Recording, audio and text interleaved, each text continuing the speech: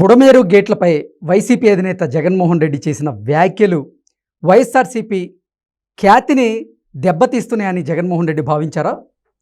ఈ బురద రాజకీయం వల్ల జగన్మోహన్ రెడ్డి ఇమేజ్తో పాటుగా వైఎస్ఆర్సీపీకి కూడా భారీగా డ్యామేజ్ అవుతుందని జగన్మోహన్ రెడ్డి భావించారా అంటే అవునని సమాధానం ఇస్తున్నారు కొంతమంది రాజకీయ విశ్లేషకులు.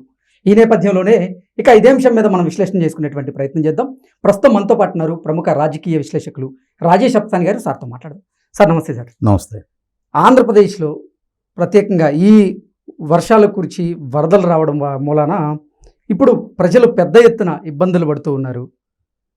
వైసీపీ అధినేత జగన్మోహన్ రెడ్డి ఏమో ప్యాలెస్కే పరిమితం అయ్యారు, చంద్రబాబు గారేమో జనాల మధ్య తిరుగుతూ ఉన్నారు. దానికి తోడు జగన్మోహన్ రెడ్డి గారేమో అసలు పరిస్థితి గురించి మాట్లాడకుండా బుడమేరు గేట్ల మీద ఆయన చేసినటువంటి వ్యాఖ్యలు ఇప్పుడు తీవ్ర దుమానాన్ని రేపాయి. దాంతోపాటుగా అసలు వైసీపీ ఇమేజ్ని కూడా డ్యామేజ్ చేసేలాగా ఉన్నాయి. మీరు అసలు బురద రాజకీయం చేయడం అంటూ ఏంటి అంటూ కూడా ప్రజలు ఆయన్ని ప్రశ్నించే పరిస్థితి అయితే వచ్చింది. ఏంటి సార్ దీని మీద మీ విశ్లేషణ? ఈ మధ్య జగన్మోహన్ రెడ్డి గారు 2 సందర్భాల్లో ఆయన బయటకు వచ్చినప్పుడు ఆయన ప్రసంగించిన తీరు చూసిన తర్వాత ఆయన ప్రసంగ సారాన్ని ప్రజలు నిశ్చితంగా గమనించిన తర్వాత ఆయనకున్న పరిజ్ఞానము, అన్నిటికన్నా ముఖ్యంగా సమస్యల పట్ల స్పందించే నైజం చూసిన తర్వాత ఆయన్ని ఓడించి మనమైతే తప్పు చేయలేదు, ఆయన్ని ఓడించడం అనేది మనం తీసుకున్న సరైన నిర్ణయమేనని చెప్పని ప్రజలు మరొకసారి వాళ్ళ భుజాలు వాళ్ళే తట్టుకుంటున్నారు. ఓకే, మనకి పాలకుడిగా ఇతను పనికిరాడు అని చెప్పని మనం తీసుకున్న నిర్ణయం సహేతుకమైంది అని చెప్పిన నిర్ణయానికి ప్రజలు మరొకసారి వచ్చారు. ఎందుకు అంటే ఆ మధ్య రషీద్ అని ఒక వైసీపీ కార్యకర్త హత్యకు గురి అయ్యాడు అని చెప్పని ఆయన వినుకొండ పర్యటనకి వెళ్ళాడు. వాస్తవంగా అక్కడికి వెళ్ళిన తర్వాత దాన్ని తెలుగుదేశం వైసీపీ శ్రేణుల మధ్య ఘర్షణగా చిత్రీకరించే ప్రయత్నం చేశారు. దాన్ని ప్రభుత్వం ద్వారా జరిగిన హత్యగా చిత్రీకరించే ప్రయత్నం చేశారు. అసలు సిసల వాస్తవాలు ఏంటి?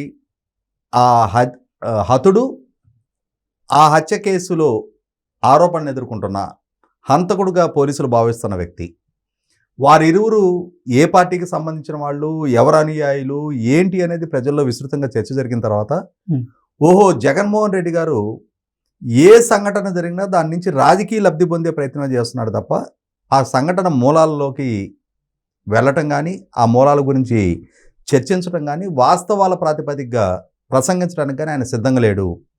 ఓకే, బురద చల్లటమే ఎజెండాగా ఆయన పనిచేస్తున్నాడు అనేది ప్రజలకు ఒక స్పష్టత వచ్చింది. ఈ నేపథ్యంలోనే నిన్న జరిగింది ఒక ప్రకృతి వైపరీత్యం. జగన్మోహన్ రెడ్డి గారు పాలకుడిగా ఉన్న రోజుల్లోనూ కొన్ని ప్రకృతి వైపరీత్యాలు జరిగినాయి. ఆ రోజు పాలకుడిగా జగన్మోహన్ రెడ్డి గారు ఎలా వ్యవహరించారు, ఇప్పుడు పాలకుడిగా ఉన్న చంద్రబాబు నాయుడు గారు ఎలా వ్యవహరిస్తున్నారు, కష్టకాలంలో ఉన్న ప్రజలకి అండదండలు అందించడంలో చంద్రబాబు నాయుడు గారు నాడు ప్రతిపక్షంలో ఉండి ఏ విధంగా స్పందించారు, ఇవాళ ప్రతిపక్షంలో ఉండి జగన్మోహన్ రెడ్డి గారు ఏ విధంగా స్పందిస్తున్నారు, ఇవి చాలా నిశ్చితంగా ప్రజల్లో చర్చనీయాంశంగా మారుతున్నాయి. ఇది ఆ నాయకుల వ్యవహార శైలికి సంబంధించింది. ఇక్కడ నిన్న జగన్మోహన్ రెడ్డి గారు ఆ ప్రెస్ మీట్లో ప్రసంగించిన తర్వాత నాయకుడికి ఉండే విషయ పరిజ్ఞానం ప్రజల చర్చనీయాంశంగా మారుతుంది. ఎగ్జాక్ట్. ఎందుకు అనంటే జగన్మోహన్ రెడ్డి గారు ఏమి నిన్న మొన్న రాజకీయాల్లోకి వచ్చిన వ్యక్తి కాదు. ఆయన 2009 నుంచి 2014 వరకు లోక్సభ సభ్యుడిగా 5 సంవత్సరాలు వ్యవహరించున్నారు. 2014 నుంచి 19 వరకు 5 సంవత్సరాలు ఈ రాష్ట్రానికి ప్రధాన ప్రతిపక్ష నాయకుడిగా కొనసాగున్నారు. 2019 నుంచి 24 వరకు ఈ రాష్ట్రానికి ముఖ్యమంత్రిగా వ్యవహరించున్న ఆయన. అటువంటి సుదీర్ఘ రాజకీయ నేపథ్యం ఉన్న అనుభవం ఉన్న నాయకుడు ఒక ప్రకృతి వైపరీత్యానికి సంబంధించి కానీ, ఒక ఇరిగేషన్ రంగానికి సంబంధించి కానీ, నదులకు సంబంధించి కానీ, నదీ ప్రవాహాలకు సంబంధించి కానీ మీడియా ముందుకు వచ్చి ఒక సమస్యను అడ్రస్ చేసే సందర్భంగా ఆ సమస్య మూలాల్లోకి వెళ్ళి విషయాన్ని అవగాహన చేసుకొని ఆ అవగాహన చేసుకున్న పరిజ్ఞానంతో ప్రజలను అడ్రస్ చేయాల్సి ఉంటుంది.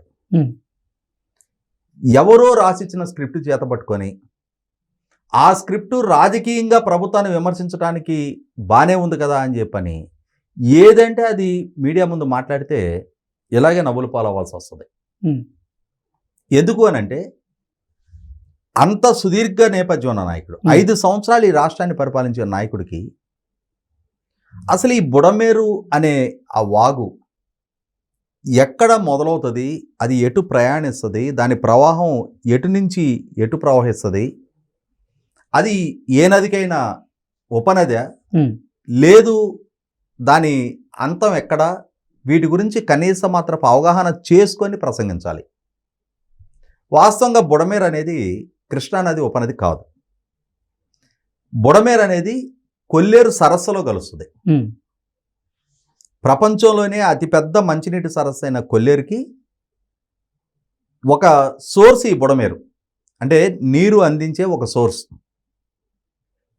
అటువంటి బుడమేరుని జగన్మోహన్ రెడ్డి గారు కృష్ణానది ఉపనదిగా భావించి బుడమేరు వల్ల వచ్చే వరద వల్ల కృష్ణానదిలో వరద ప్రభావం పెరగటం వల్ల చంద్రబాబు నాయుడు గారి ఇల్లు ముంపుకు గురవడానికి ఆస్కారం ఉంది కాబట్టి ఆయన ఆ వరదను విజయవాడకు మళ్లించారు అని చెప్పనే ఒక అసంబద్ధమైన అవగాహన రాయిచ్చపు స్టేట్మెంట్ ఇవ్వడం ద్వారా ఉమ్, ఇవాళ ఆ ప్రెస్ మీటు నడుస్తూ ఉన్న సందర్భంగా ఆయన చుట్టూ నిలబడి ఉన్న ఉమ్, ఆ పార్టీలో ప్రజాప్రతినిధులుగా కొనసాగిన వెల్లంపల్లి శ్రీనివాసు, సామినేని ఉదయభాను గారు లాంటి వాళ్ళే ఆశ్చర్యచకితులే ఆయన మొహం ఇంకా చూస్తూ ఉన్నారు. ఇదేంటి ఇటువంటి హాఫ్ నాలెడ్జ్ స్టేట్మెంట్ ఇస్తూ ఉన్నాడు. అంటే వరదలకి బాధ్యత ప్రభుత్వమే వహించాలి అని చెప్తే ఇబ్బంది లేదు, కానీ అసలు చంద్రబాబు వల్లే వరదలు వచ్చాయి అనడం అసలు ఇది పెద్ద ఎత్తున చర్చనీయాంశంగా మారింది. ఇక్కడ ఆయన ఒక పదం వాడాడు, it was a man made disaster అన్నాడు. ఎగ్జాక్ట్లీ. అంటే ప్రభుత్వ నిర్లక్ష్యం పర్యవసానం ఈ వరదలు సంభవించినాయి అని చెప్పే ప్రయత్నం చేస్తూ ఉన్నారు. ఉమ్, ఆయన కొన్ని ఆరోగ్యకరమైన విమర్శలు చేయొచ్చు. బుడమేరుకి ఇంతటి వరద వస్తున్న సందర్భంగా ఆ వరద విజయవాడ జనావాసాలను చుట్టుముట్టడానికి ఆస్కారం ఉన్న నేపథ్యంలో ఉమ్, ప్రభుత్వం కొంచెం ముందస్తుగా ప్రజల్ని మేల్కొల్పి ఉండాల్సింది, అలర్ట్ చేసి ఉండాల్సింది అని చెప్పని విమర్శ చేయడాన్ని ఎవరైనా ఆహ్వానిస్తారు. ఉమ్, ప్రభుత్వం ఇప్పుడు చేస్తున్న సేవా కార్యక్రమాల స్థాయిలో మరింత వేగంగా మరింత ఎఫెక్టివ్గా సేవా కార్యక్రమాలు చేయాలి, ప్రజల రెస్క్యూకి వెళ్ళాలి అని చెప్పని ఒక ప్రతిపక్ష పార్టీగా ప్రభుత్వానికి సూచన చేయడాన్ని ఎవరైనా స్వాగతిస్తారు. కానీ చరిత్రలో కనీవిని ఎరుగని వరదలు సరార్థన్ కాటన్ గారి ద్వారా విజయవాడ ఆనకట్ట నిర్మాణం జరిగి ఆ తర్వాత ప్రకాశం బ్యారేజ్ నిర్మాణం జరిగి ఈ వరద గణాంకాలు నమోదు చేయటం మొదలుపెట్టిన తర్వాత 1903 సంవత్సరంలో 11,90,000 క్యూసెక్ల వరద సంభవించింది. ఇప్పటి వరకు కృష్ణానది చరిత్రలో అతి పెద్ద వరద అదే. అంటే ఇప్పటి వరకు రికార్డ్ అయిన గణాంకాల ప్రకారం 1850 దశకంలో సరార్థన్ కాటన్ గారు కృష్ణా ఆనకట్ట కట్టక ముందు ఏదైనా అంటే చరిత్రలో నమోదు కాని రోజుల్లో ఏదైనా ఇంతకన్నా పెద్ద వరద వచ్చిందేమో ఎవరికి తెలియదు, కానీ ఒకసారి ఆ ఆనకట్ట నిర్మాణం జరిగి ఇరిగేషన్ వ్యవస్థ ఏర్పాటు జరిగి ఎప్పటికప్పుడు శాస్త్రీయంగా ఆ వరదని లెక్కించి ఆ గణాంకాలని నమోదు చేయడం అనేది మొదలుపెట్టిన తర్వాత ఇప్పటి వరకు వచ్చిన అతి పెద్ద వరద 11,90,000 క్యూసెక్కులు. దాని తర్వాత సెకండ్ హైయెస్ట్ వరద 2009లో కొణిజేటి రోసే గారు ముఖ్యమంత్రిగా ఉన్న రోజుల్లో వచ్చిన 11,30,000 క్యూసెక్కులు. ఈ రెండే ఇప్పటి వరకు ఉన్న అతి పెద్ద గణాంకాలు 125 సంవత్సరాల చరిత్రలో. అంటే 1903 1855లో సరార్థర్ కాటన్ గారి ద్వారా ఈ విజయవాడ ఆనకట్ట నిర్మాణం జరిగింది. అంటే దాదాపుగా 169 సంవత్సరాల చరిత్రలో ఈ రెండు ఇప్పటి వరకు ఉన్న అతి పెద్ద గణాంకాలు. కానీ నిన్నొచ్చిన వరద 11,43,000 క్యూసెక్కుల వరదతోటి సెకండ్ హైయెస్ట్గా 2009 నాడు వచ్చిన వరద కన్నా కూడా పెద్ద వరద. అంతటి వరద సంభవించినప్పుడు ఆ వరదని అంటే ప్రభుత్వ అంచనాలు తలకిందులవుతాయి, ప్రభుత్వ యంత్రాంగం కూడా హ్యాండిల్ చేయలేని పరిస్థితులు ఉత్పన్నమవుతాయి. ఇప్పుడు కోస్తా ప్రాంతము లేదు, దేశంలో ఉన్న మిగిలిన ప్రాంతాలు, మిగిలిన రాష్ట్రాలు, మిగిలిన రాజధానులు ఏవి ప్రకృతి వైపరీత్యాలకు అతీతం కాదు. ఇవాళ దేశ రాజధానిగా ఉన్న ఢిల్లీ కొద్ది మాసాల క్రితం యమునా వరదల్లో అల్లకల్లోలమైంది. ఢిల్లీ ముఖ్యమంత్రి అరవింద్ కేజ్రీవాల్ గారి అధికారిక నివాసం నుంచి ఆయన ఖాళీ చేయించాల్సి వచ్చింది. అవును. దేశ ఆర్థిక రాజధాని ముంబై ఎన్నిసార్లు అకాల వర్షాలతోటి, అత్యధిక వర్షాలతోటి వరద ముంపుకు గురైంది. One of the largest metropolitan in India Chennai, Jayalalithaa గారు ముఖ్యమంత్రిగా ఉన్న రోజున ఎటువంటి వరదలు చవి చూసింది. ఒక రకంగా technical city capital of India Bengaluru, మరి ఎటువంటి ఉత్పాతాన్ని చూసింది. మనం ఉన్న హైదరాబాద్ డక్కన్ పీఠభూమి, తుఫాన్లకి, సునామీలకి, వరదలకి అతీతమైన ప్రాంతంగా చలామణయ్యే హైదరాబాదు చంద్రబాబు నాయుడు గారు ఉమ్మడి రాష్ట్ర ముఖ్యమంత్రిగా ఉన్న రోజున వరదలు చవి చూసింది. కేసీఆర్ గారు ముఖ్యమంత్రిగా ఉన్న రోజున వరదలు చవి చూసింది. పోనీ ఆంధ్రప్రదేశ్ రాష్ట్రంలో జగన్మోహన్ రెడ్డి గారి ద్వారా ఎగ్జిక్యూటివ్ క్యాపిటల్గా ప్రతిపాదించబడిన విశాఖపట్నం హుదూద్ తుఫాన్ బారిన పడలేదా? ఆయన ద్వారా న్యాయ రాజధానిగా ప్రకటించబడ్డ కర్నూలు 2009లో ఎంతటి భారీ వరదలు చవి చూసింది.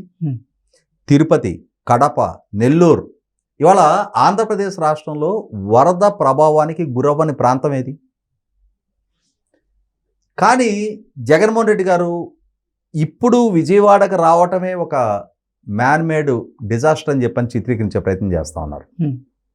పోనీ ఆయన హయాంలో వాళ్ళ ప్రభుత్వ ఇరిగేషన్ నిర్లక్ష్య పర్యవసానం అన్నమయ్య ప్రాజెక్టు బ్రీచ్ అయిపోయింది. ఆ రోజు ఆయన స్పందన ఏంటి? నవంబర్ 19, 2021 సంవత్సరం ఆ సంఘటన జరిగితే 46 విలువైన ప్రాణాలు పోతే, ఒక ప్రాజెక్టు బ్రీచ్ అయ్యి 6 గ్రామాలు తుడిచిపెట్టుకుపోతే డిసెంబర్ 2వ తారీఖు 13 రోజుల తర్వాత తిరిగి ఆయన పర్యటన చేశారు.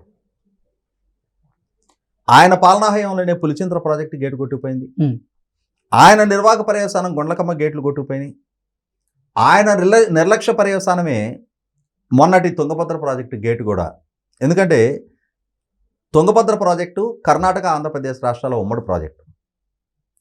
35% of the maintenance cost Andhra Pradesh రాష్ట్రం భరించాలి. 5 సంవత్సరాల కాలంలో ₹1 కూడా డ్యామ్ మెయింటెనెన్స్కి ఆంధ్రప్రదేశ్ ప్రభుత్వం గురించి డబ్బులు కేటాయించిన పర్యవసానం ఇవాళ ఆ డ్యామ్ గేట్లు మెయింటెనెన్స్ జరక్క తుంగభద్ర డ్యామ్ మనం కొట్టుకుపోవడం జరిగింది.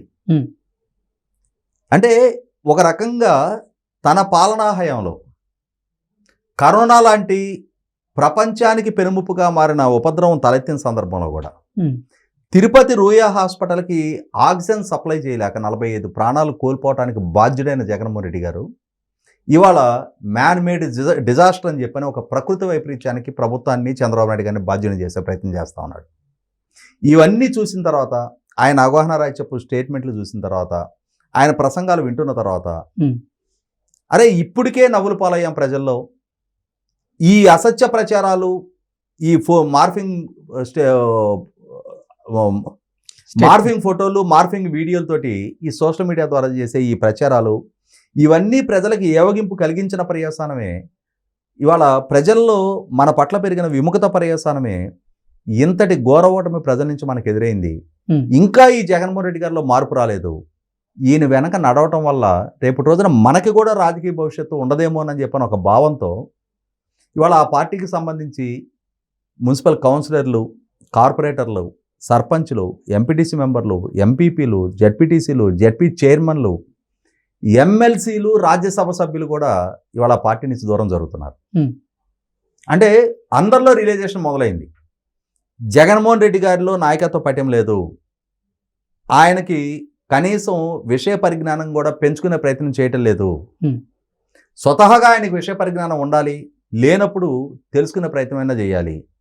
ఈ రెండింటికి దూరంగా ఆయన ఎవరో రాసిచ్చిన స్క్రిప్ట్లు చదవడానికి, ఆ చదివే స్థాయికి పరిమితం అయ్యి ఆయన నాయకత్వాన్ని కొనసాగించాలి అనుకుంటున్నాడు. ఇటువంటి అవగాహన రాహిత్యపు నాయకుడు వెనక సేలైతే మన భవిష్యత్తు కూడా అగమగోచరంగా మారటం ఖాయమని చెప్పని ఆ పార్టీ శ్రేణులు ఇప్పటికే ఒక రియలైజేషన్కి వచ్చారు. ఆ పార్టీ మొత్తం మీద ఏ మాత్రం రియలైజేషన్ లేని వ్యక్తి ఎవరైనా ఉంటే అది ఒక జగన్మోహన్ రెడ్డి గారే. Okay sir, thank you so much.